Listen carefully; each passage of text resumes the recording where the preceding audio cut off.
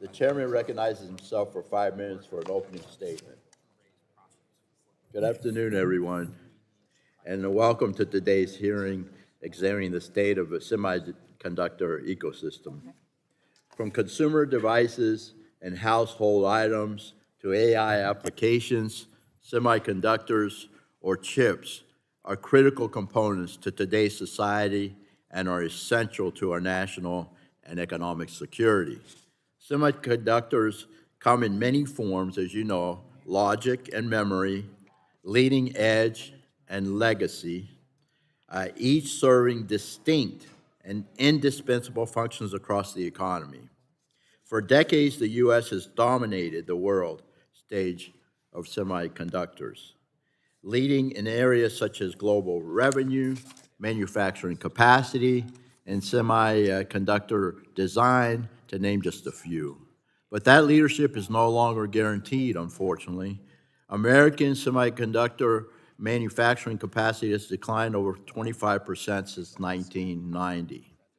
Our adversaries, particularly China, are actively seeking to unseat us from global leadership and disrupt our supply chains. Through my work on the Energy and Commerce Committee and the Select Committee on China, I've seen firsthand the strengths and strategic vulnerabilities of the U.S. semiconductor ecosystem that defines our strategic competition with China.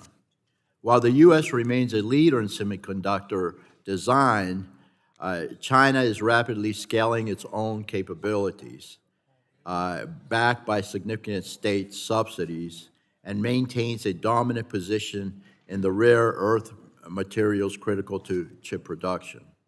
At the same time, demand for semiconductors is being transformed by artificial intelligence. AI applications are among the most critical use cases of semiconductors in today's society. AI is the leading use case for semiconductors, and the AI surge is responsible for over half of the total semiconductor revenue, potentially reaching $500 billion this year, and $1 trillion by 2030. AI is critical. It's a critical driver of economic growth, as you know. Ceding global leadership or leaving our semiconductor supply chains vulnerable to disruption at the hands of China could be catastrophic for U.S. leadership in AI. The good news is that we have not ignored these emerging threats. Between congressional and executive action, including actions in this committee, there's been an array of actions to strengthen U.S. global semiconductor leadership. This hearing will also examine those solutions and consider what other actions may be taken. Thank you again to all of our witnesses for being here. We appreciate you so very much. Thanks for the time. I'm looking forward to hearing your expertise and to the conversation ahead. So I'll yield back and recognize the ranking member of the full committee, the subcommittee, Ms. Schakowsky, for her 5 minutes for an opening statement. You're recognized. Thank you, Chairman. Well, this is an important debate that we're having right now. The American people, excuse me. I'm sorry. Yeah. The American people definitely rely on these chips. And wait, I'm missing it here.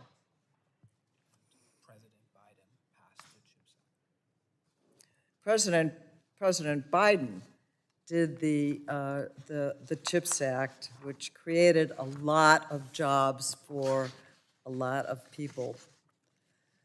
But what has happened now is, unfortunately, with President Trump, we are seeing that a lot of those jobs are going away.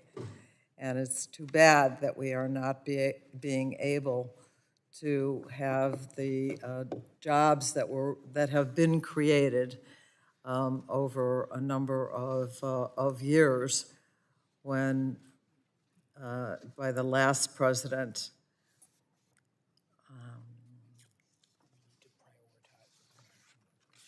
we ought to be prioritizing our workers. That's the important thing that we should be doing. And unfortunately, I think that is not exactly what has been happening. And I hope we can get back to that so that we can not only have the good things that we need for our people and for our workers. That's it. What? I yield back. Okay, thank you very much. Lady yields back. I thank her for that. And now I'll recognize the chairman of the full committee, Mr. Guthrie, my good friend, for 5 minutes for an opening statement. You're recognized, sir. Thank you, Mr. Chairman. Thank you for convening this important hearing, and I want to thank all of our expert witnesses for being here. Semiconductors are foundational to the modern technology and to our economy. From smartphones to cars and household appliances to advanced AI systems, these chips are embedded in nearly every aspect of our daily lives. But their importance goes far beyond the many end uses. The semiconductor industry is a major driver of economic growth, supporting millions of jobs and generating tens of billions of dollars in export revenue. Semiconductors are also central to the AI infrastructure boom, which is already delivering tangible benefits to Americans through economic growth, tax revenue, reinvestment in their communities, and innovations that improve the quality of life.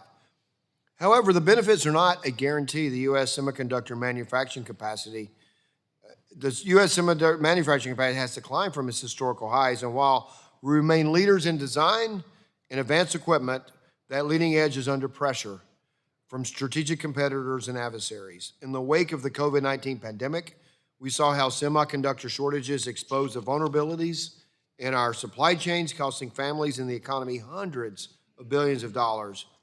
In response, the Trump administration has taken meaningful steps to strengthen American competitiveness across the semiconductor ecosystem, helping to secure $500 billion in private investments to boost our domestic semiconductor capabilities, drive significant economic growth, and support our national security. However, we're at a critical inflection point. Our global leadership is being challenged, our supply chains remain vulnerable, and the stakes of our economy and national security cannot be higher.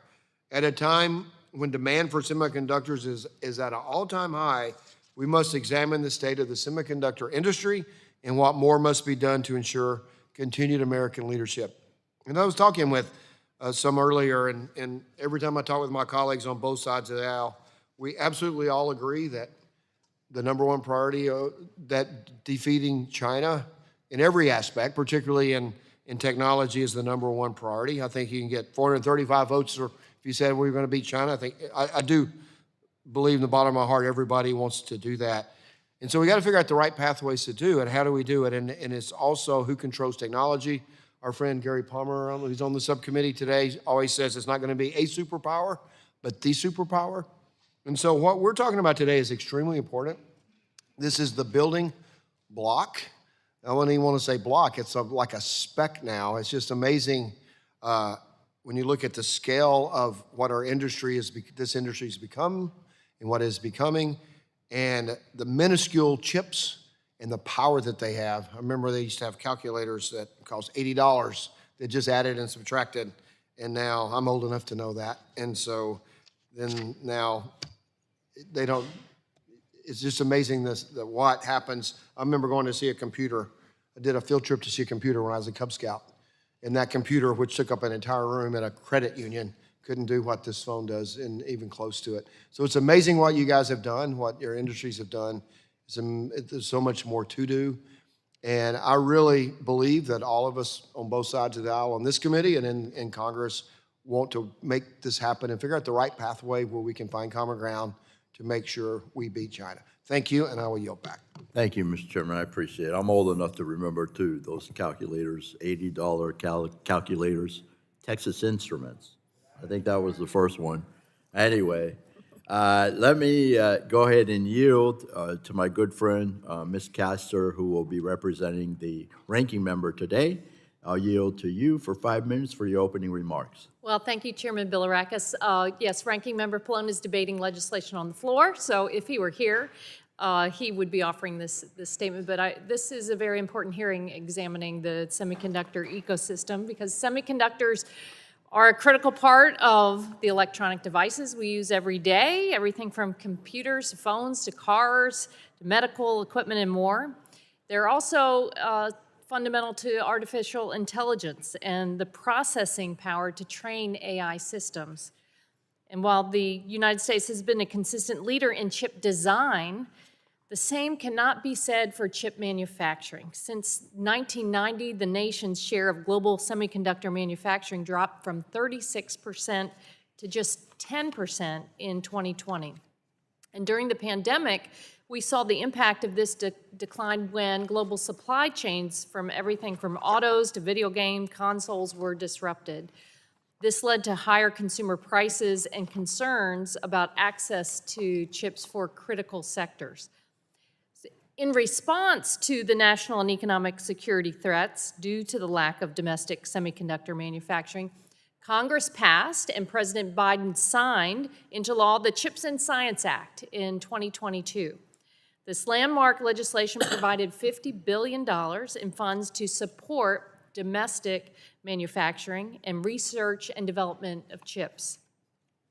As of July 2025, almost exclusively thanks to the Biden administration, the Department of Commerce had awarded about $30 billion to 19 companies in manufacturing grants for projects across the country, including in Arizona, Ohio, and New York. We should be building on that progress. But instead, the Trump administration has slashed the expert personnel dedicated to chips, has shut down NatCast, a nonprofit dedicated to distributing R&D funds under the law. And at a time when other nations are investing heavily in research and development, it is irresponsible and dangerous to delay America's efforts. Even more irresponsible, President Trump's reckless war with Iran and the chaotic tariffs that are straining the already complex and fraught semiconductor manufacturing supply chains at a time of unprecedented demand for chips. This demand is driving a shortage right now of memory chips, which is raising prices for consumer devices at a time when Americans are already struggling to afford basic goods like gas and groceries. Finally, as we talk about semiconductors which make possible the AI models that are becoming increasingly enmeshed in our lives, we cannot ignore the downstream impacts of those models on Americans, including the privacy impacts. We should be protecting consumers using AI through strong bipartisan federal data privacy legislation that includes both robust data minimization to defend consumers from abuse of their personal and sensitive information, and safeguards in the face of AI-enabled consequential decisions about health, employment, and more. We also must allow states to continue to play a role in keeping their citizens safe in the age of AI. I'm really looking forward to expert testimony today. The Congress needs your help and advice as we move forward on policy. Thank you, Mr. Chairman. I yield back the balance of my time. All right, thank the gentlelady. Now we'll recognize our witnesses. Mr. Jason Greb, the Senior Vice President of Corporate Planning at Intel. Thank you very much. Welcome. Mr. Charles Westner, Non-Resident Senior Advisor, Renewing American Innovation Program, Center for Strategic and International Studies. Welcome. Mr. Asad Ramzanali, Director of AI and Technology Policy, Vanderbilt Policy Accelerator, Vanderbilt University. Welcome. And finally, Mr. Jason Oxman, President and CEO of Information Technology Industry Council. Welcome to all of you, and we'll go ahead and begin with Mr. Greb. You are recognized for 5 minutes. Chairman Bilirakis, Ranking Member Schakowsky, Chairman Guthrie, and distinguished members, thank you for the opportunity to testify on the semiconductor ecosystem and its central role in artificial intelligence. Semiconductors are no longer just an input to the digital economy. They are the foundation of economic competitiveness, national security, and technological leadership. Leadership in semiconductors will determine leadership in AI. Intel is the only American company that both designs and manufactures leading-edge logic chips. And what makes us distinct is not just what we build, but where and how we build it. Our technology development and manufacturing is conducted in the United States, using US-developed process technology and IP. We are investing more than $100 billion in new and expanded facilities in Arizona, New Mexico, Oregon, and Ohio, and have committed approximately $93 billion to domestic R&D since 2020. Co-locating R&D with manufacturing is a national security advantage, and one of the reasons Intel partners with multiple federal agencies, including the Department of Energy. AI has moved from breakthrough technology to backbone technology at extraordinary speed, driving a surge in compute demand like anything else in history. This creates three realities: an opportunity, because the US is the world's largest market for AI compute; a challenge, because a single leading-edge fab costs upwards of $20 billion and takes years to build; and a national security imperative, because nations that lead in AI compute have asymmetric advantages in intelligence, autonomous systems, and cyber operations. The question is straightforward. Will the United States build the infrastructure that powers the AI era, or depend on others to supply it? Intel's answer: America must build. The global semiconductor supply chain is under pressure from three forces at once: surging AI demand, geopolitical competition, and concentration points of failure. Active conflicts have disrupted access to noble gases essential to chip manufacturing. Critical minerals are disproportionately refined in China. Over 90% of leading-edge production remains concentrated in Taiwan. The Trump administration's agreement with Japan and Taiwan are driving further US investment. The CHIPS Act has catalyzed more than $500 billion in announced private sector commitments across 28 states, but the work is not done. Intel urges trade policies that strengthen rather than tax domestic manufacturers, with targeted exemptions for specialized inputs unavailable domestically, updated country of origin rules, and duty drawback programs that incentivize global customers to buy American-made chips. Two areas require near-term action. First, the US approval process for specialty chemicals used in advanced manufacturing is significantly slower than in Taiwan, Korea, and Japan. With EPA's TSCA authority expiring September 30th, Congress has a timely opportunity to level the playing field without compromising health or environmental protections. Second, the semiconductor industry will need 115,000 additional workers by 2030, with more than half at risk of going unfilled. Intel has committed $100 million over 10 years to workforce development alongside the NSF, university, and community colleges, but federal partnership through STEM education and sustained training is essential to scale. The CHIPS Act has been essential to restoring US competitiveness. Intel has received $8 billion under its CHIPS agreements, with $3.2 billion more available under the Secure Enclave program, supporting manufacturing in Arizona, Oregon, New Mexico, and Ohio. Equally critical is the bipartisan Advanced Manufacturing Investment Credit under IRC Section 48D. Its scheduled expiration at the end of 2026 risks slowing momentum precisely as global competition intensifies. We urge this committee to extend the AMIC and provide the certainty these long-term capital-intensive investments require. The decision Congress makes on semiconductor policy will determine whether the United States leads or follows in the technologies that define our future. At the center of that question is a simple reality. If you do not build the chips, you do not control the future of AI. Intel is the only American company that designs, develops, and manufactures leading-edge technology at scale on US soil. This is a strategic national asset, and it is not guaranteed. It depends on sustained investment, aligned policy, and national commitment. The window to act is narrow, but the path is clear. America must set the pace. Thank you. Thank you, Mr. Grieb. I appreciate it. Now, Dr. Wessner, you're recognized for 5 minutes.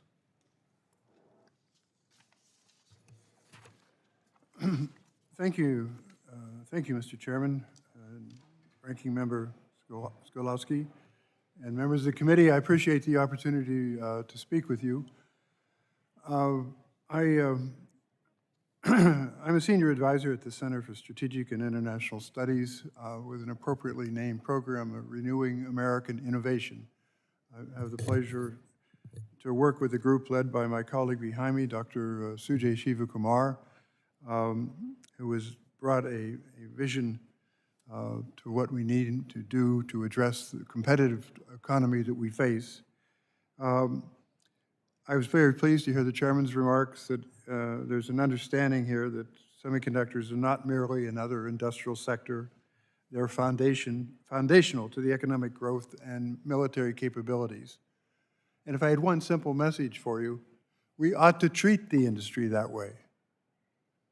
They're key to our civilian economy, key to our health, key to our communications, key to our ability to identify threats and address them. And we sometimes seem to act as if they're just another industry. But in fact, they're not, as some of the actions in the Hormuz Straits may be demonstrating today. In fact, the largest affirmation you can have, or the strongest affirmation you can have of the importance of chips is Chinese policy. China policies, you hear criticisms, old criticisms, inappropriate criticisms that we don't want to pick winners and losers. As a professor at Georgetown, I would beg to differ with you. We have had industrial policies since about 1787, and we're still going strong. If you wonder if we have industrial policy, ask yourself what the Department of Agriculture does, what the Department of Energy does. I mean, these are institutions that provide support for critical sectors. The Chinese, on the other hand, are not reluctant to pick winners. They intend to be the winners, and they're acting like it. It is great, sir, that we got $52 billion for the CHIPS Act. In that same time period, the Chinese put in $150 billion. It may well be that there's substantially more than that given provincial grants to producers. I don't mean to say that just because there's a grant, everything is well spent. There's massive technological advance. But there is technological advance. And one of the problems we have with our efforts to control Chinese access to our advanced technologies, to put it simply, one of the main problems is they already have it. They are now at parity with us. As part of our program, we were visiting AIST in Japan, and one of the leading officials there looked at us and said, "Why are you trying to block China? I mean, you may have good reasons to want to, but there are a billion of them. They have all the money they need, all the money they can spend, and you have educated all their best scientists at MIT and elsewhere in the US. You really think you're going to stop them? We may slow them, and that may be a useful thing to do, but it has to be a very targeted effort to slow, not to block."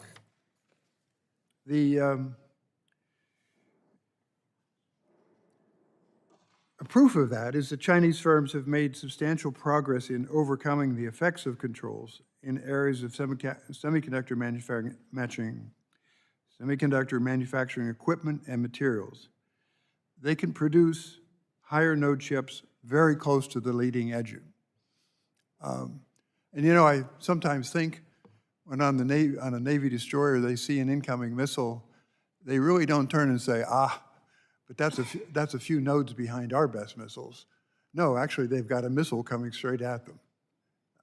And that good enough strategy is what often characterizes Chinese policy. China also has been looking ahead for decades. their hold, as you mentioned, on rare earths and minerals. That, combined with their control of magnets, gives them a potentially decisive edge in the equipment industry, not just in chips, but in the equipment industry itself. So what we need are proactive investments. We have to combine our defensive measures with a careful assessment of what are their actual impacts. You know, if I can say so with great respect, what we have to avoid here is who's toughest on China.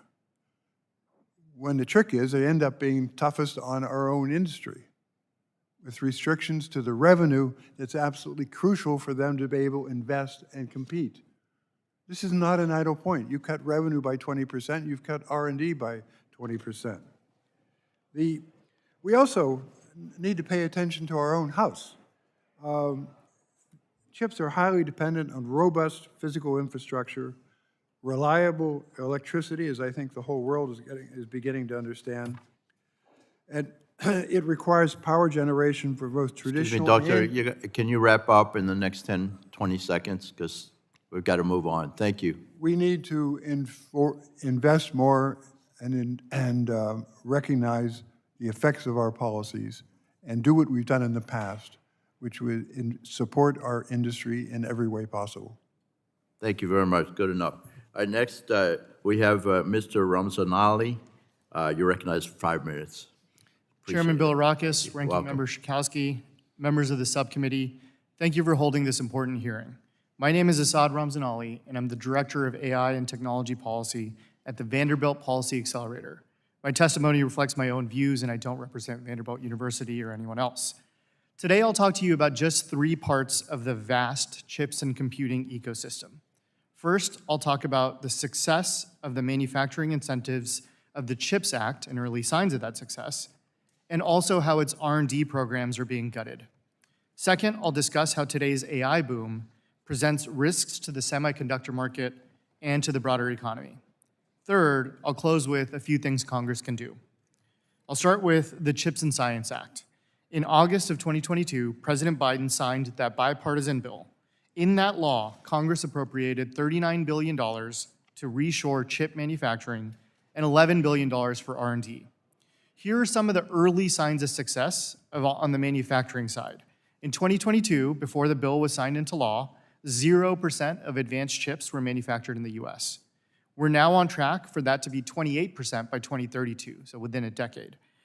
And we're on track to be the only country in the world to have fabs from all 5 of the leading chip companies. These are early signs of success, but early success requires continued governmental leadership.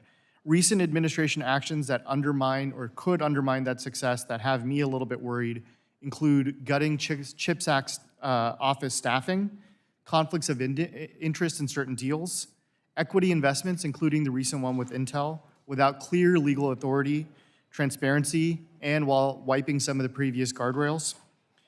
Turning to the $11 billion R&D program, the story here is much worse. At a high level, the Biden administration was slow to get the programs off the ground, but the Trump administration has reversed progress. Last year, the Commerce Department announced that it was dispensing with a nonprofit, NatCast, set up to administer the R&D funds, and several statutorily required programs. In its place, the administration issued a broad funding solicitation. I worry less about the specific mechanisms, but I do worry deeply that this approach might subsidize what industry was going to do anyway. The goal should be to invest in what no one company or what the industry is going to do alone. The goal should be the national priorities for R&D. Stepping back on the CHIPS Act, manufacturing incentives are how the US regains global semiconductor leadership. R&D is how we sustain that leadership going forward. Pivoting from the CHIPS Act, I turn now to the AI boom that's driving half of all semiconductor revenues. Here's how to think about the money involved. Unprofitable AI firms are buying up cloud computing capacity, and those cloud computing companies are spending money on a lot of cash and borrowing a lot of money to buy up chips and invest in data centers. Those chips are where a lot of the profits are flowing today. In that AI chip market, NVIDIA has 90% of the market share. One mechanism that's financing all of this that I worry about is circular investing. NVIDIA is using its profits to invest in cloud companies that buy NVIDIA chips. They're also investing in nearly every AI model company, every major model company, which are using cloud computing, which buys NVIDIA chips. And they're investing in dozens of other companies that depend on NVIDIA chips. But it's not just NVIDIA. Microsoft is a major investor in OpenAI, Google invested in Anthropic, and Amazon invested in both. Across AI, cloud, and chips, major firms are now enmeshed. This practice is problematic because when vendors invest in unprofitable customers, they use their profits to self-finance growth and demand. This hinders market discipline by inflating revenues, increasing prices and reducing supply for other customers, and cementing a vendor's dominance by limiting competitors. These interlocking relationships also enable a problem in one part of the industry to cascade throughout the entire economy. Stepping back, these risks matter most because a lot of this is the public's money. 7 technology companies represent 1/3 of the entire stock market. That's the 401ks, pensions, and life insurance plans of all of the American public. That's where I get concerned about the financial risks. I'll end by outlining where Congress can act. First, conduct oversight of chips manufacturing deals and make sure that the R&D missions get back on track. Second, investigate the circular financing before those risks spill over into the broader economy. Notably, in 2002, after the dot-com bubble, this committee investigated the circular financing that caused that crash. Of course, investigations of financing mechanisms are better before the crash, but we have that time now. Third, enact policies that promote competition and protect consumers from the public costs created by the rapid growth of data centers. That's something I detail in my written testimony. Thank you again for having me, and I look forward to your questions. Appreciate you very much. Next is Mr. Oxman. You're recognized for 5 minutes for your statement. Thank you. Thank you. Thank you, Chairman Bilirakis, and to you and Ranking Member Schakowsky and members of the subcommittee. Grateful for the opportunity to be here with you today. My name is Jason Oxman. I'm the President and CEO of the Information Technology Industry Council, or ITI. ITI represents 80 leading companies from across the technology sector, including every facet of the semiconductor ecosystem. From semiconductor design, tooling, manufacturing, and packaging to data centers and consumer and enterprise devices and services, ITI's member companies represent the entire technology ecosystem, and we rely on advanced and foundational chips to make the products and services available to all Americans. We are in a global semiconductor race, and it is imperative that the United States continues to be the world leader in technology. The semiconductor supply chain is complex, it's global, and it's highly specialized. Chips made or designed in the United States can travel to several countries on their supply chain journey into your mobile phone, refrigerator, car, or medical device. For example, due to the reality of geology, American-made chips necessarily include critical elements simply not found on the ground or under the ground in the United States. And because the U.S. represents only 5% of the world's population, we must have access to global markets to sell to the world. The modern semiconductor packs billions of transistors into a chip that fits in the palm of your hand.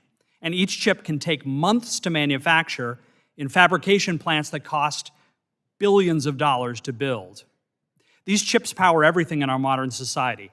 Dozens of these chips are in your phones. Hundreds of these chips are in your computer. Thousands of these chips are in your car. A global supply chain enables US-based manufacturing of these chips in Arizona, in Texas, and Ohio, using quartz sand from North Carolina and specialized equipment developed in California. Expanding our competitive advantage in chips requires policies that enable companies to better compete globally and make the United States a more attractive investment destination. Since the enactment of the Bipartisan Chips and Science Act, total public and private investment in the United States has exceeded $640 billion, supporting over 500,000 American jobs. In addition, U.S.-headquartered semiconductor companies have gained 2.4 percentage points of global market share in just the last 3 years. Public resources are helping unlock the private capital necessary to grow America's innovation lead, to meet domestic demand, and to win global market share. Congress can build on this success and the administration's efforts to support U.S. semiconductor and AI stack leadership by doing the 6 following things. First, enact common sense permitting reform. We need Congress's help to speed semiconductor fab and data center construction, creating jobs and powering the American AI economy without outdated rules holding us back. Second, invest in workforce development. We need more skilled talent here in America to build the domestic semiconductor industry. Third, extend and expand the American Manufacturing Tax Credit, which expires this year. This advanced manufacturing tax credit is a powerful incentive for semiconductor investment by American companies and also by foreign direct investment from our allies. It should also encompass both manufacturing and research and design work. Fourth, realize the vision of the Trump administration's AI export promotion program. Government has a critical role to play in expanding opportunities for the U.S. AI stack, including exporting semiconductors. Fifth, avoid disruptive policies like overly broad tariffs. While tariffs can help achieve certain policy goals, they must be carefully calibrated to avoid causing collateral damage, such as increasing manufacturing costs, or reducing investment, or raising consumer costs and making U.S. goods less competitive globally. And finally, consult with industry on economic security policies. ITI's members rely on transparent policymaking. That's why we're so concerned with the recent decision of the Federal Communications Commission to presumptively ban internet routers that are produced in any foreign country, including by American companies. This action risks raising costs for American consumers and businesses that rely on internet connectivity. The technology industry is eager to work with this committee to advance American leadership in semiconductors and the technologies that rely on chips. Thank you again for the opportunity to testify before this subcommittee today on this critical topic for the American economy, and I look forward to your questions. Thank you very much. We appreciate it very much. Thank all of you for your testimony. Very informative. Okay, next, I'm going to recognize myself for 5 minutes for questioning. The U.S. is in a competition with China to dominate the semiconductor industry.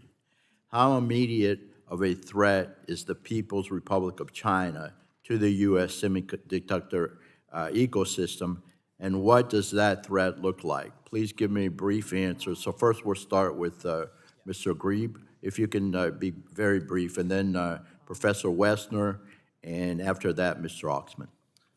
Yeah, briefly, I would say today, America and Taiwan have a leadership advantage from technology development perspective in terms of logic chips. China does have N-2, N-3 technology that we're developing from a lithography perspective. The biggest risk we probably have is around critical materials that come out of PRC that are used in the fabrication process that we need to make sure that we can get allocation to and be able to use quickly to develop new lithography nodes. Very good. Thank you, Professor Wessner.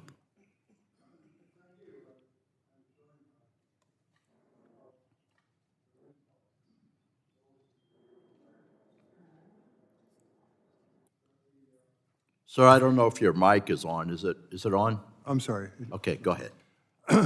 I said I would join my colleague from Intel with respect to the, which is generally a good idea on semiconductors, which is particularly his point about the critical materials. I think it's also important to note that there's essentially a captive market and one that we have encouraged, where there's more and more purchasing not based on quality but on origin. I think there's a strategic threat at the 28 nanometer node. We focus all our attention on the most advanced logic, but in fact those nodes are the ones that make all our systems work, that support all our weapons.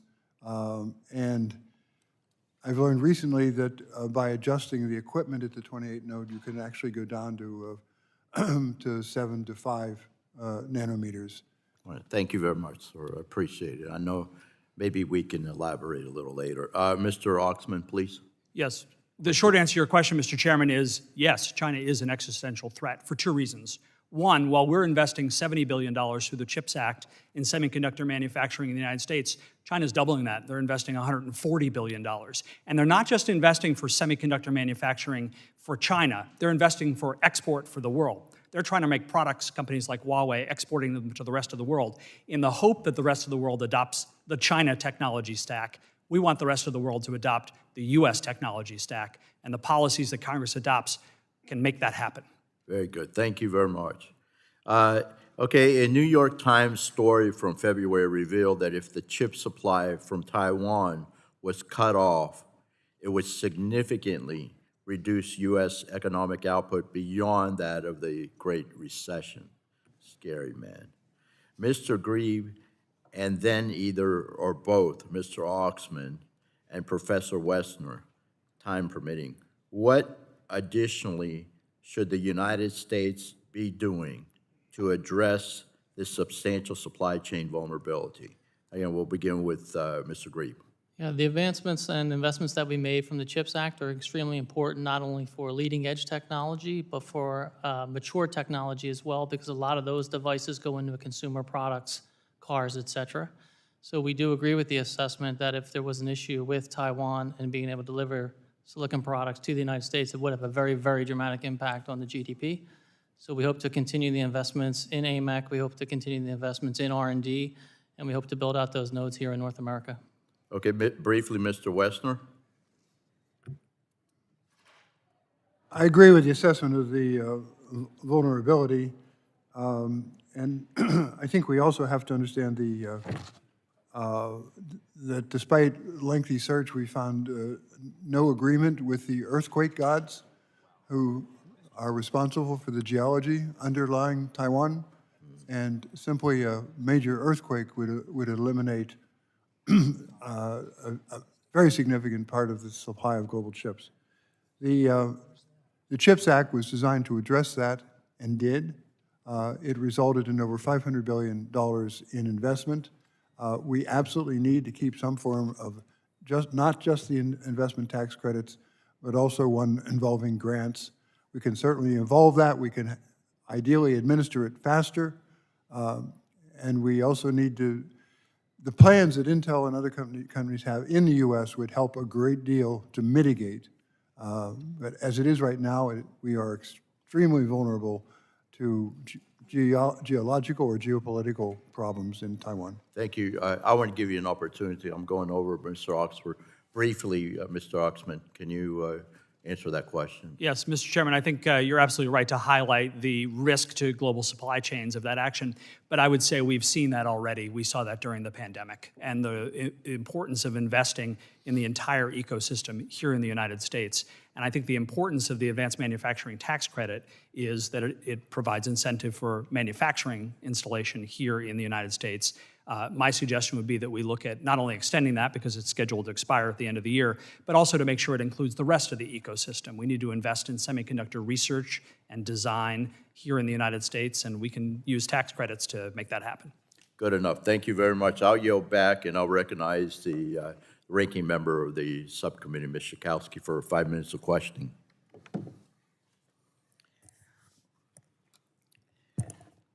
I would say that my major concern is that we are doing good work with hardworking workers and making sure that they are getting the kind of money that they should be getting. And I think they are not right now. I think that what we are doing is that we have taken away the work that the hardworking people are doing. They are not getting the kind of benefits that they should be getting right now. Corporations are making more money than they have been making before. And I want to see some changes made. I think that the hard-working people who actually make sure that these products are produced, that the work is being done, and that the people who do that work are getting the amount of money that they should get and the opportunity to be in control. I don't see it happening that way.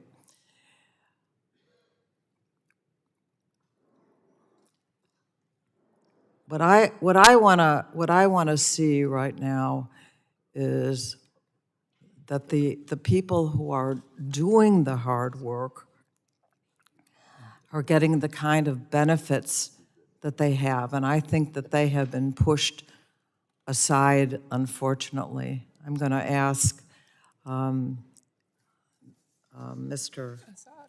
Assad some questions, but I would also just like him to say, are we handling this the way that we should, which I think benefits the workers, that benefits the people who are actually doing the work, and that we are making sure that we aren't just benefiting the some companies that are making money, more money than they need to be making right now. In fact, I think I'd like to leave right now and turn it over to Mr. Assad to talk about what we need to be doing here right now. I think some of the things that you were talking about have not really been dealt with. I'm not interested in just some of these companies making a lot of money, but I want to see the workers being able to make the money that they need, that they deserve to have, and that this has been totally reversed in the time when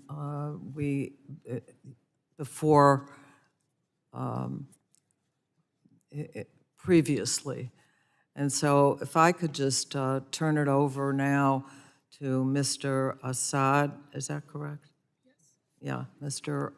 Assad. I appreciate the. Hold on a second. Okay. I'm gonna end it there with Mr. Assad then. Go ahead. Ms. Schakowsky, I appreciate your priority on this, and I think you're right that workers are not just ancillary to industrial policy, they're how we do it. We can have the best technology, the best research in the world, but without the workers, we don't get there. The way I think about a lot of the conversation centers around, do we have enough people when we talk about workforce development? The second part of that equation are those jobs good?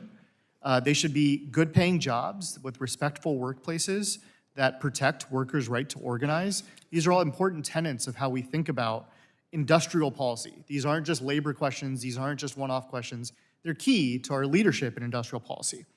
Under the CHIPS manufacturing programs, the Biden administration did a lot of work to encourage union engagement, to encourage project labor agreements. Some of those protections have been rolled back, and we're starting to see some concerning aspects to that.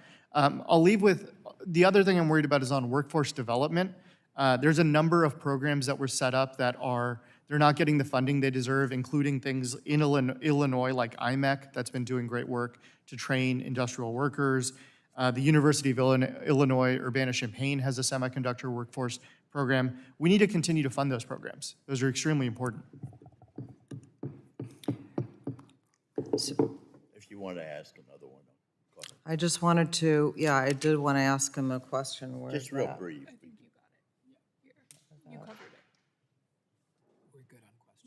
Okay, so let me just leave the question then to Mr. Assad, and, to respond to, I just think that our workers are on the bottom line right now, and the kinds of things that we should be doing to make sure that the workers are getting what they need.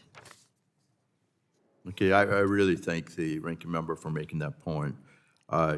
The gentlelady yields back, and now we'll recognize the chairman of the full committee, Mr. Guthrie, for his 5 minutes of questioning. Thank you, Mr. Chairman, for the recognition. And first, Mr. Oxman, I know we were pushed to make America great again, bring things back that have been made overseas for so long. we still have to have trade. We have to have trade in some, a third of Kentucky agriculture goes overseas, so we want trade to go back and forth. So, but why specifically in the semiconductor ecosystem should the U.S. have the leadership in this role? Thank you, Mr. Chairman. I appreciate the question. And the semiconductor is, of course, the backbone of technology. From the old TI calculators from your youth, I had one of those when I was in the Cub Scouts too, to the modern technology and the AI stack that we're trying to export around the world. It is so important to recognize that for trade purposes, that 95% of the people who live on the planet don't live in the United States. We've got 5% of the world's population. So we want everybody to enjoy the products, the services that are made in the United States and exported to the world. So I think it's enormously important, as you highlighted, for us to view trade policy as the biggest opportunity for us to ensure the success of these manufacturing efforts. Manufacturing in the United States is undergoing a renaissance. This administration is very focused on it, as you noted, and we have to give it time to succeed. It takes 3 to 5 years to build a semiconductor fab. It can't happen overnight. We need to build out the ecosystem that surrounds it.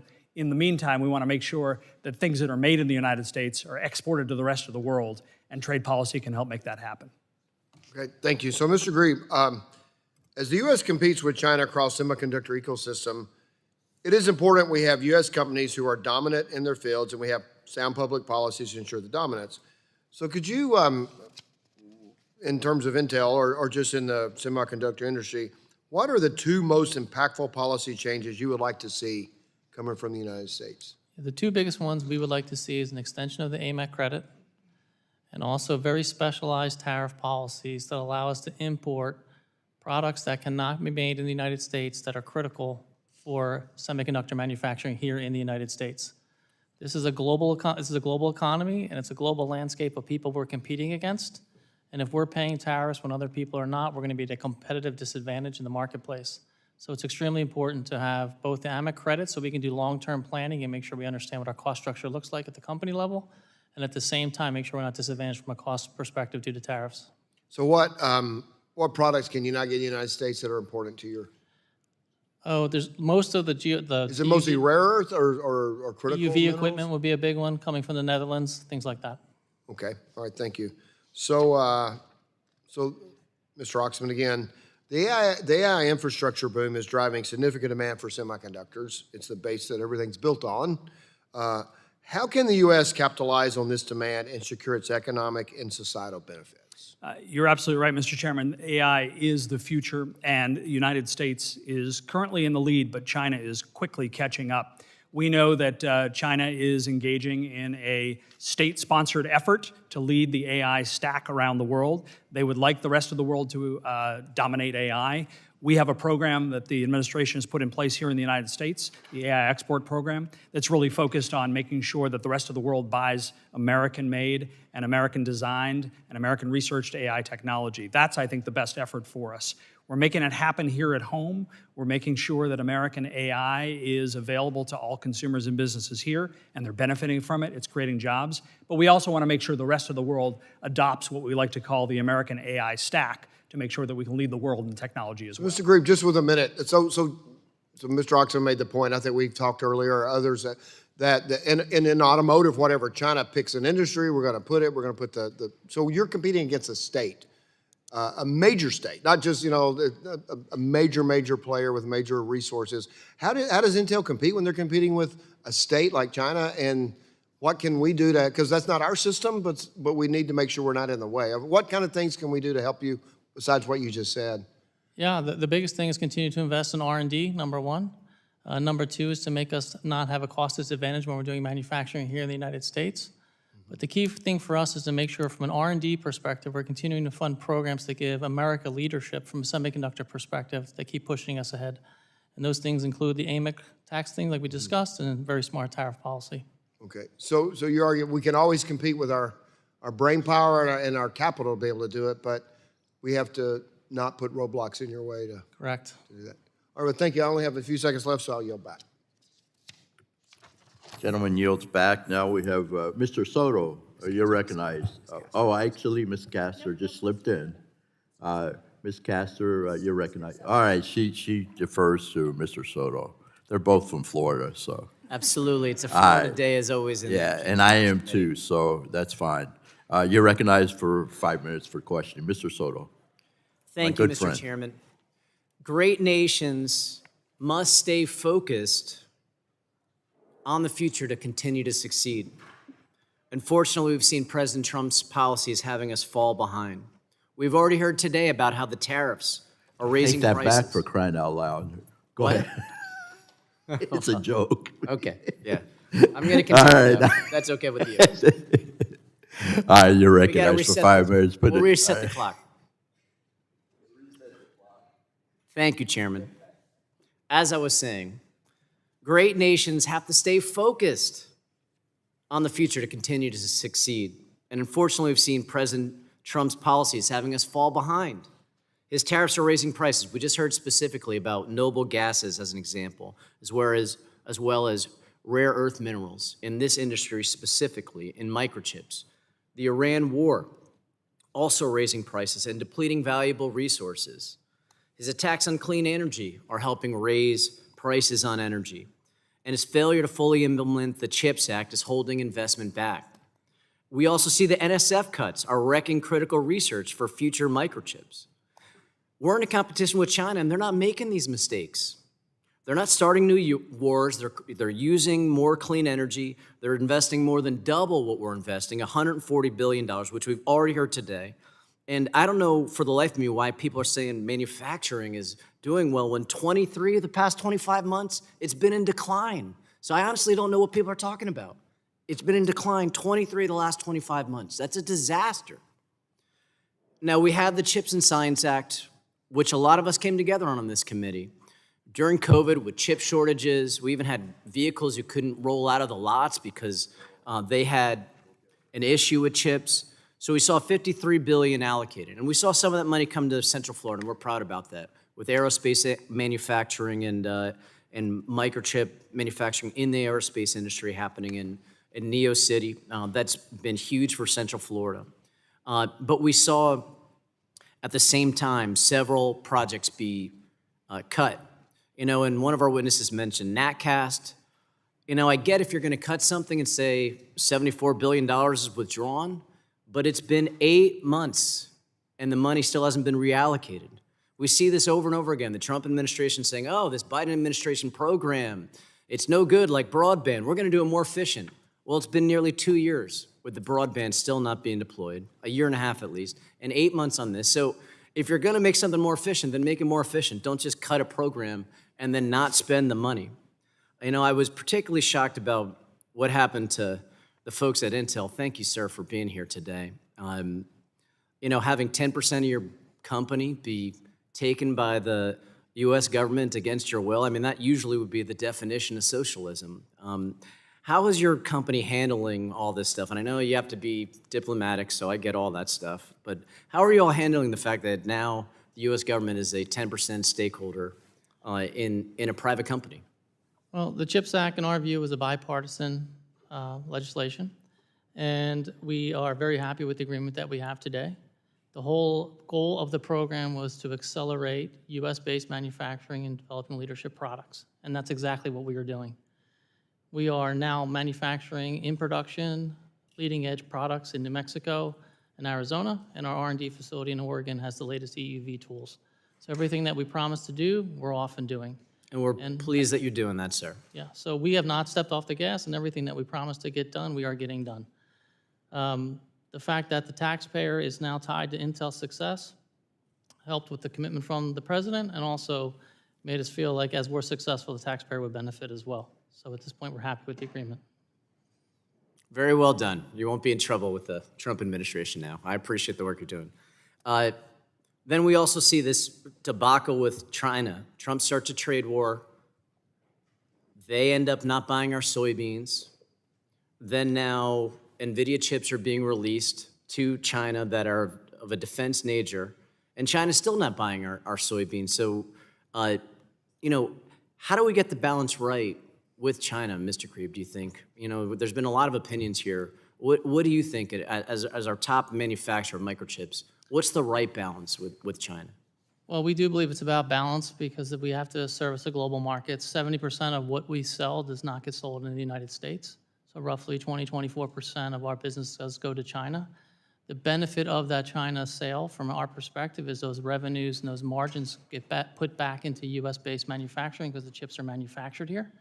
And we need the scale of the global economy to be able to fill the factories that we have. Are some of a defense nature, though, that could put the nation in danger, or do you not believe that? We don't believe any of the chips that we're selling are doing that at all. We follow all government regulation. And Sure. And I was more referring to the NVIDIA chips that were being released. I can't speak on their deal. They have to go. I understand. Well, thank you so much, and I yield back. Gentleman yields back. You're still my friend. Chairman, I love you too. Yeah, okay. All right, whatever. Laura Lee, you're recognized, the great lady from the state of Florida. You're recognized for 5 minutes of questioning. Thank you, Mr. Chairman. When it comes to semiconductors, U.S. leadership depends not just on investment, but on protecting our intellectual property that drives innovation and ensuring that we have the workforce to sustain it. In Florida, we are seeing that firsthand. Our state now has the 5th largest semiconductor workforce anywhere in the country, supported by growing partnerships between industry, universities, and community colleges to build a strong talent pipeline. I am interested in how we can all work together to protect American innovation, compete globally, and ensure that we are building the workforce needed to compete globally in the decades ahead. Mr. Grebe, I'd like to come back to you. In your testimony, you emphasized that Intel's competitive advantage comes in part from co-locating R&D, manufacturing, and intellectual property development here in the United States. Given that model, what do you believe are the greatest vulnerabilities when it comes to protecting that U.S.-based semiconductor intellectual property, particularly as China is investing heavily to replicate both our design and manufacturing capabilities? It's a very serious issue for us. We protect our IP through both a combination of both physical and IT security measures. We have strict access controls on sensitive locations in all of our factories. And on the IT side, we limit us access to all the systems, and we make sure that they're bifurcated and no one has access to all the systems. We understand that protecting the IP that we spend 10 years to develop is our critical IP, and that's what makes us different, and we put the proper security measures in place to do that. You also highlighted during your earlier testimony the importance of protecting U.S.-developed process technology in our trade policy. Are current U.S. trade and export control frameworks doing enough to prevent our adversaries from accessing or replicating intellectual property? I believe we could always do more, but at this point, we continue to, like I said, secure our IP and make sure that our IP is protected. The investments the American taxpayer helps with and the investments the company makes are protected, and that's where we're spending our time and focus. Are there things that Congress could do or shifts in current existing trade policy that would be beneficial or helpful to you? The biggest thing from a trade policy perspective is to make sure that we have access to global markets. And anytime we're doing trade, we understand the impact both on how we generate our profits and where we reinvest those profits back into America by manufacturing here in the United States. Mr. Oxman, we have heard today that the U.S. could be facing a significant shortage of workers related to semiconductors in the coming years, particularly in technician and manufacturing roles. As I mentioned, in my home state, we're seeing really positive impacts of efforts such as the Florida Semiconductor Institute, working to build those integrated workforce pipelines connecting universities, community college, and industry to create 10,000 high-wage new jobs. From your perspective, are these kinds of regional industry-driven models sufficient to meet the scale of workforce demand we're facing, or do we still need to do more? They're necessary, but we still need to do more. Congresswoman, as you highlighted, 430,000 jobs in Florida created by the tech industry. It's a good start, but we still have hundreds of thousands of more openings. I had the opportunity to visit Intel's facility in Arizona on groundbreaking day. I was also out in Arizona for a second trip to visit TSMC's new manufacturing facility there. They are creating literally tens of thousands of jobs on each site, everything from construction to maintenance. And they also need more skilled workers as well. We heard 115,000 openings across the fabs in the United States in the coming months. We are working as an industry to partner with community colleges, with universities and college and research facilities around the country to create the next generation of job opportunities, to reskill American workers to fill those vital jobs. This renaissance in manufacturing that's taking place in the United States is exciting, but as you noted, we need to do a lot of work together with government in partnership with private industry to reskill Americans to take those jobs of the future. Do you have any thoughts on what more we could be doing in Congress to make sure we're helping to effectively scale those partnerships and build them to close that gap? Yeah, I think Congress has been looking at a lot of different programs. I think the public-private partnership is the area where I find the most exciting activity happening. Opportunities to invest in research development programs, opportunities to invest in partnership with the leading research universities in the country, to invest in reskilling programs, I think are really important. The partnership between government and the private sector means that the private sector can take the lead, as it always should, in doing the education, but Congress's investment in programs can really help advance them. Thank you, Mr. Chairman. I yield back. Gentlelady yields back. Now I recognize Ms. Castor for her 5 minutes of questioning. Thank you, Mr. Chairman. Thanks again to our witnesses. So here we are in this technological race with other countries and actors across the world when it comes to semiconductors. And in the years following the passage of the Bipartisan Chips and Science Act, it seemed like, boy, we were gaining momentum. Private industry was hiring, and there was a strategy. That's why it is just a real head-scratcher to dive into what the administration has done when it comes to our investments on semiconductors here. They laid off dozens of employees from the CHIPS program office. Last fall, Commerce Secretary Lutnick shut down NatCast, which was tasked with the operation of the National Semiconductor Technology Center. That was intended to do things that industry actors could not do on their own. It just seems like this is self-sabotage at a time when we all really need to be working together. Mr. Ramanzali, you yourself note Secretary Lutnick's actions in your testimony. Can you please elaborate on the impacts of all of this sabotage to what we were setting up as our grand bipartisan strategy when it comes to the semiconductor ecosystem, and what repercussions that chaos is having on the industry and supply chain?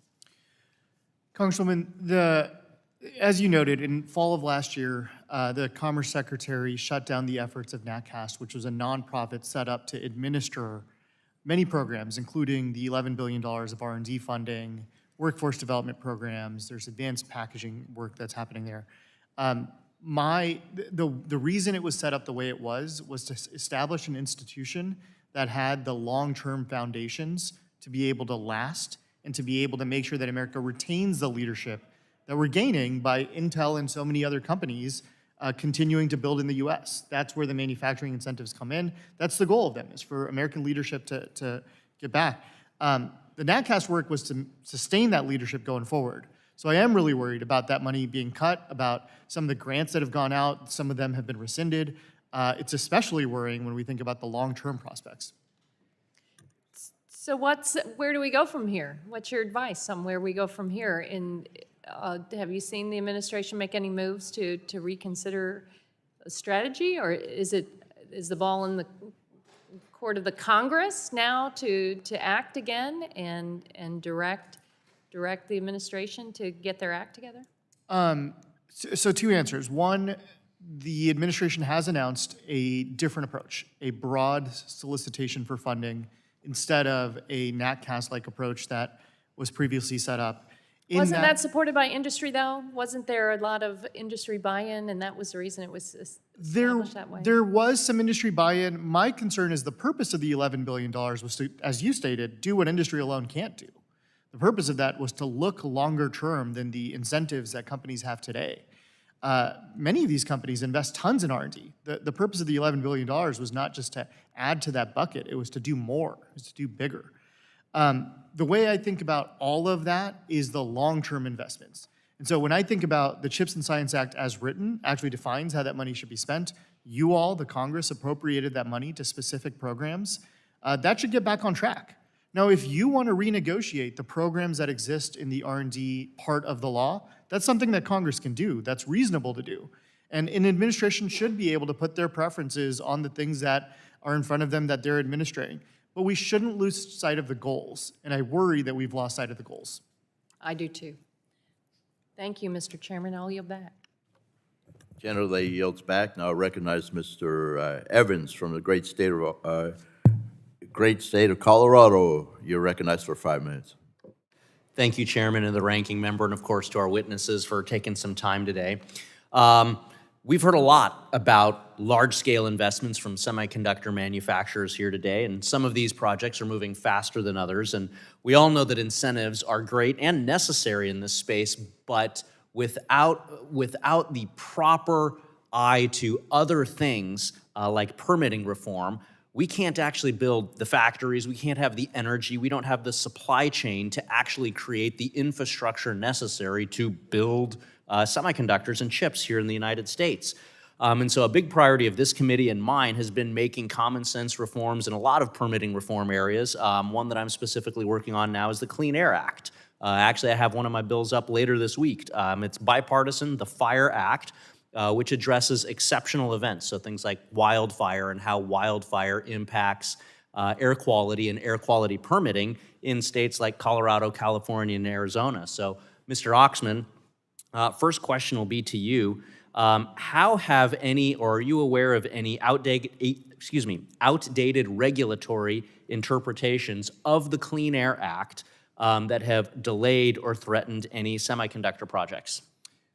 Thank you, Congressman Evans, and thank you for your leadership on looking at these issues, because there's a tendency, as you noted, to overlook these issues as important to the manufacturing ecosystem. And you're absolutely right to highlight the time and the energy and, frankly, the wasted resources that go into complying with outdated regulations that were not intended to address the situation at hand. And the situation at hand is the construction of AI factories, which is what a lot of these data centers are, and the construction of semiconductor manufacturing capabilities, where the Clean Air Act may impose permitting requirements that are very backward-looking because they weren't interpreted at the time in a way that advances modern manufacturing. So you're absolutely right, whether it's permitting for land use or for water use or for energy use, all of these issues need to be revisited, and your leadership on making sure that we look at these with an eye toward modern manufacturing is absolutely important to make sure that we can succeed in this renaissance of manufacturing in the United States.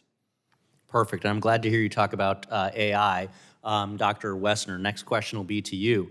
Kind of in that same vein, we've got to have every part of this ecosystem, energy, chips, infrastructure, models, applications, all of these things in order to be able to succeed in building out semiconductors, chips, and that manufacturing. And so while the U.S. has some advantages in some of these space, I'm worried we're not keeping pace on energy.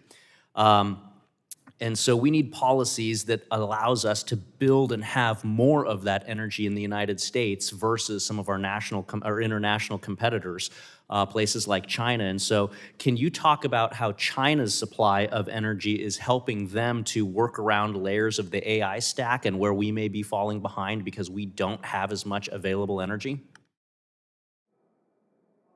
Well, certainly, sir. And I think you're right that the Chinese approach has some major advantages. They've invested a great deal in renewables, as you know, and they also have a great deal of coal, which can be brought on stream very quickly. I think what we need to do is bring exactly what you're describing, is this holistic view. What can we do to expedite the development of, and that gets back to our regulatory morass, where you have a combination of well-intentioned efforts, and if I may say, some who are classic NIMBYs, who simply don't want us to produce energy anywhere near them, and that is a structural disadvantage for us. You know, you just reflecting some of the other observations, you know, on the R&D race, I know it's your committee, but we need more funding for the National Science Foundation. not to look at butterflies, but because they're a national security agency. And they need to be seen that way. This is not just academic research off in the corners. We have work at CSIS which shows the patent stream from NSF-funded projects that go directly to our defense establishment and to our semiconductor companies. Thank you. I got 25 seconds left. Mr. Grebe, did I say that right? Yes, you did. Thank you. Just talk about IP theft. I used to be a U.S. Army Black Hawk helicopter pilot. Even if we make those chips in the United States, we know the Chinese are trying to hoover up all of that information. Talk about how we can protect our IP. Yeah, again, we continue to protect our process IP very diligently. It is the secret sauce of how we make our money long-term, and the 10-year investment that we make on R&D. We have physical security controls and IT security controls in all of our factories and all the products that we build. And then we continue to test for products out in the market to make sure they're not being tampered with as we sell them in the different marketplaces. Thank you, and I'm out of time. Yield back. Thank you. Appreciate it very much. Gentleman yields back. Now recognize Ms. Clark for her 5 minutes of questioning. Oh, Ms. Kelly, excuse me. Ms. Kelly is on the list. I'll get you next. Thank you, Chair Bilirakis and Ranking Member Schakowsky for holding this afternoon's hearing, and thank you to all of our witnesses for participating. Bringing semiconductor manufacturing back to America was not an accident. Congress passed the CHIPS and Science Act because we believe that strategic public investment in domestic manufacturing was essential to our national security and economic competitiveness. The early results proved that bet was right. But that investment only pays off if the funds are deployed lawfully, transparently, and in a way that delivers on the promise of making chips in America. Given staffing cuts at the CHIPS program office last year, deals that have proceeded without clear legal authority, and fabs still being built overseas, that is exactly what brings us here today. Mr. Ramzanali, in your testimony, you raised concerns about the conversion of Intel's CHIPS grant to a government equity stake, stating it was done without any legal authority and without the safeguards that typically protect taxpayers. Can you quickly walk this committee through what those missing safeguards are and why they matter? Thank you for your question on that. I generally view equity stakes and equity investments as a tool in the industrial policy toolkit that can be useful. In this particular instance, I don't think it's a good match for what we're trying to do. Put that aside, I also don't see the legal authorization under the CHIPS and Science Act. My view of it is when their grant was converted to an equity stake, that the project milestones were clawed back. There were a number of profit-sharing provisions and other things that were clawed back. That's what I worry about. I worry about the taxpayer protections that were part of the original agreement. But more than that, we don't have full transparency. It would be useful for the public to be able to see a lot more in this rather unique tool, something we haven't done in a while, that requires a heightened level of accountability and transparency. Thank you. Mr. Greb, is that the? Yes, Grebe? Grebe, do you have a response, and how will you protect American taxpayers' investment? Yes, we believe the CHIPS Act was a partisan issue. We believe that the CHIPS Act was designed to accelerate semiconductor manufacturing here in the United States. Our New Mexico facility that's up, operational, and high-volume production today. We have an Arizona leading-edge 1.8 nanometer factory in production today, and we have an R&D factory in Oregon with the latest EUV tools, and we're continuing to invest in Ohio. So the whole intent of the CHIPS Act was to accelerate US-based manufacturing, and that's exactly what Intel is doing. And we're also 100% obligated under the law and statutory law of the CHIPS Act. Thank you. Mr. Oxman, the primary goal of the CHIPS and Science Act was to onshore semiconductor manufacturing. However, most of the advanced semiconductor equipment necessary for these new facilities is still made by foreign companies overseas. Is this administration's shifting tariff policies helping or hurting the effort to reshore American supply chains? Well, Congressman Kelly, you're certainly right to highlight that supply chains for semiconductors are global, they're interdependent, and they're complex. That is absolutely the case. That's what underpins semiconductor manufacturing. And you're also right to highlight that in order to advance semiconductor manufacturing in the United States, American companies need access to those global supply chains. So the answer to your question is, you're absolutely right. They are global supply chains. We do need access to equipment, facilities, components, ingredients, minerals from around the world, and we do need to make sure that our trade policy doesn't make it more expensive for American companies or for foreign direct investment in the United States by imposing additional costs above and beyond what it would have cost to access those crucial ingredients outside the United States. So did you answer the question? Is it helping or hurting, or are we just treading? I think it's a complicated question because there are so many different policies that are intertwined. We need to make sure that our tax policies, for example, incentivize investment in not only manufacturing but also research and design, and we're not there yet. We need to make sure that happens. We also need to make sure our trade policy not only makes it possible for investors in the United States in manufacturing to access global supply chains, but also that we can sell to the rest of the world as well. So trade policy is very complicated. There's a lot of good happening, but there's definitely more that could be done. Well, thank you to all the witnesses, and I yield back. Gentlelady yields back. Now I'll recognize Mr. Fry for his 5 minutes of questioning. Thanks for your patience. Thank you, Mr. Chairman. America must lead in semiconductors because chip leadership means leadership in AI, advanced manufacturing, national security. I think the list goes on and on. I think the record here makes clear that the United States still has major strengths in design, equipment, and innovation. The goal should be to expand domestic capacity, strengthen supply chains, and make sure more of the semiconductor ecosystem is built here at home. But we can't necessarily trade one policy or industry at the expense of another. We have to balance those interests for the sake of our economy, our workforce, and our global competitiveness. Mr.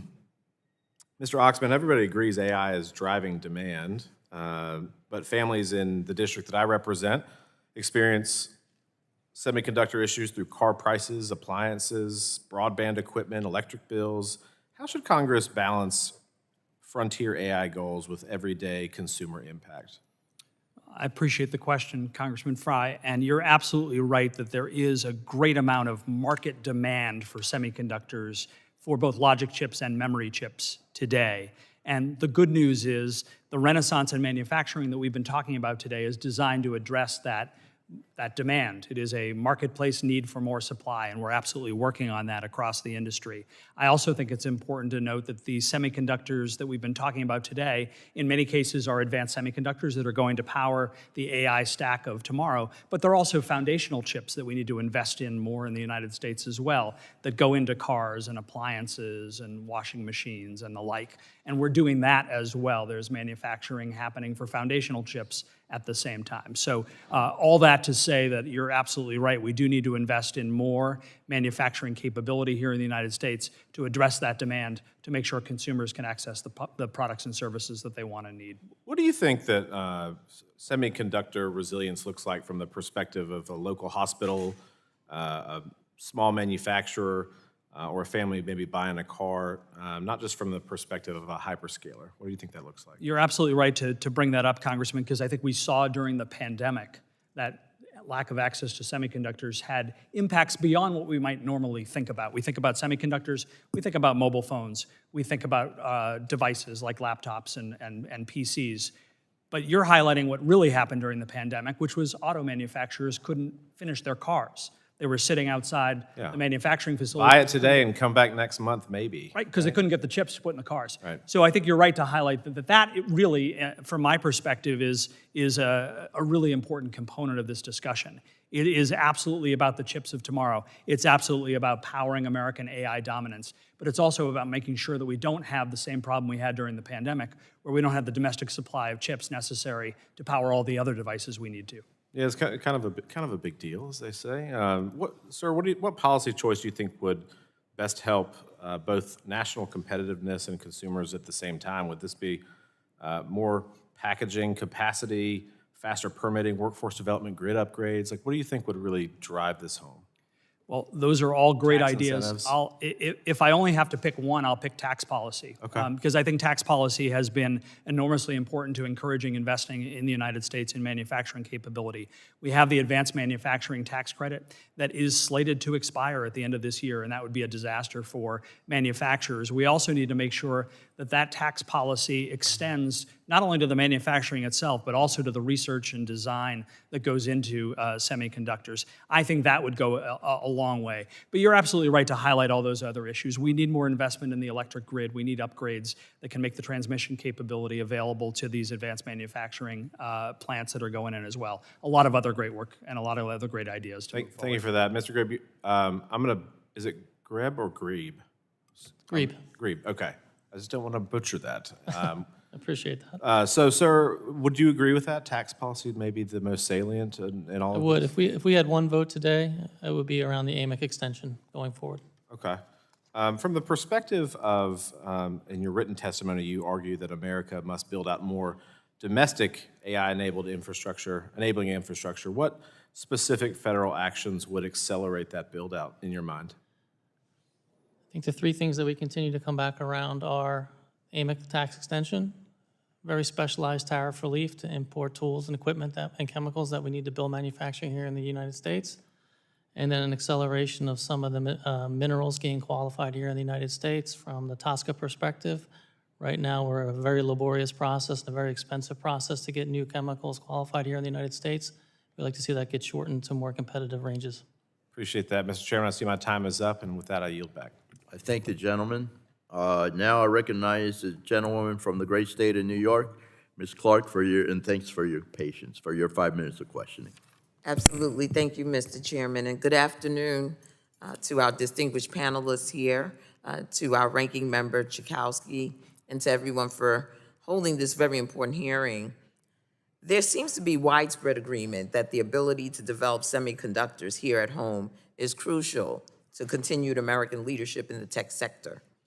With the vast majority of semiconductors production based in Taiwan and often under threat from China, it is crucial that we prioritize domestic production of semiconductors. This is something Democrats have long understood.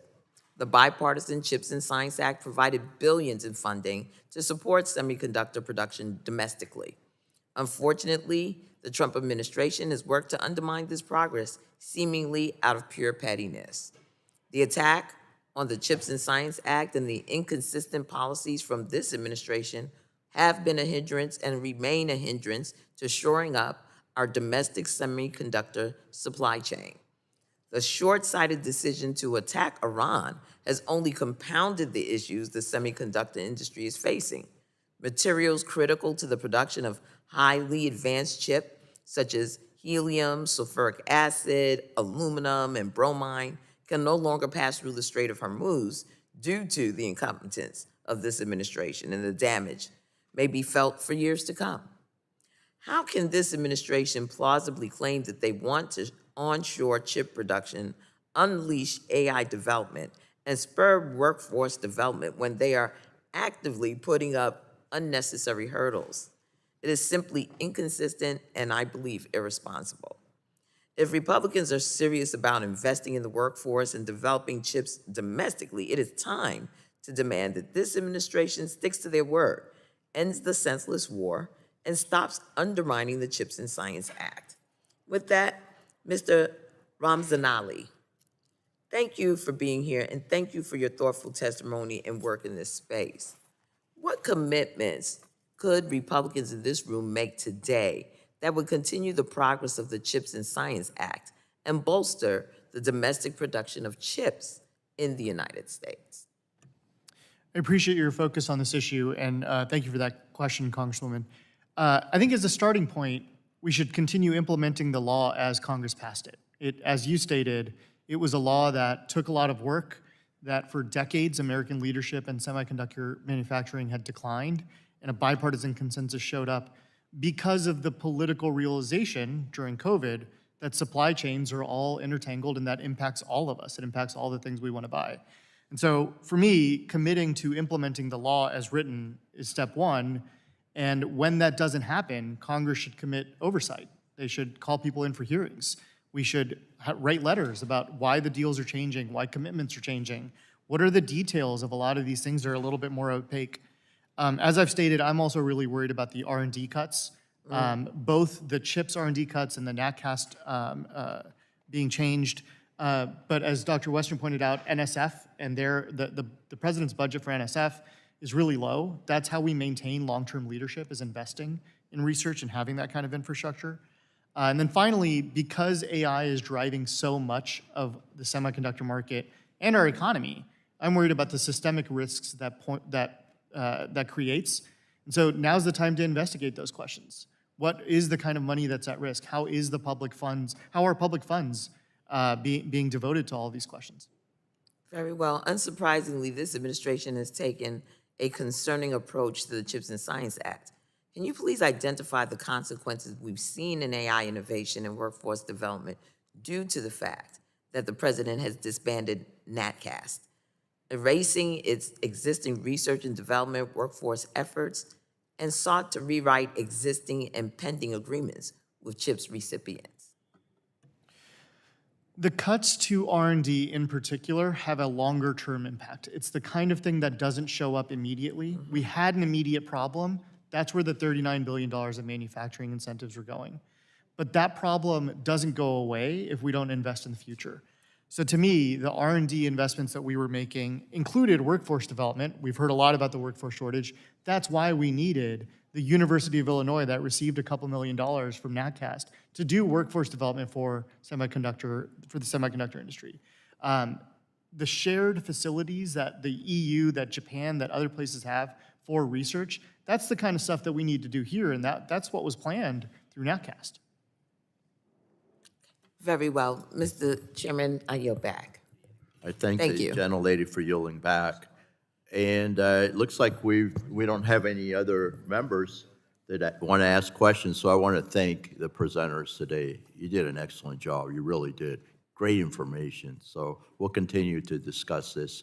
It's a very important issue, as you know. So thank you very much. I ask unanimous consent that the documents on the staff document list be submitted for the record. And without anything further, without objection, the committee is adjourned.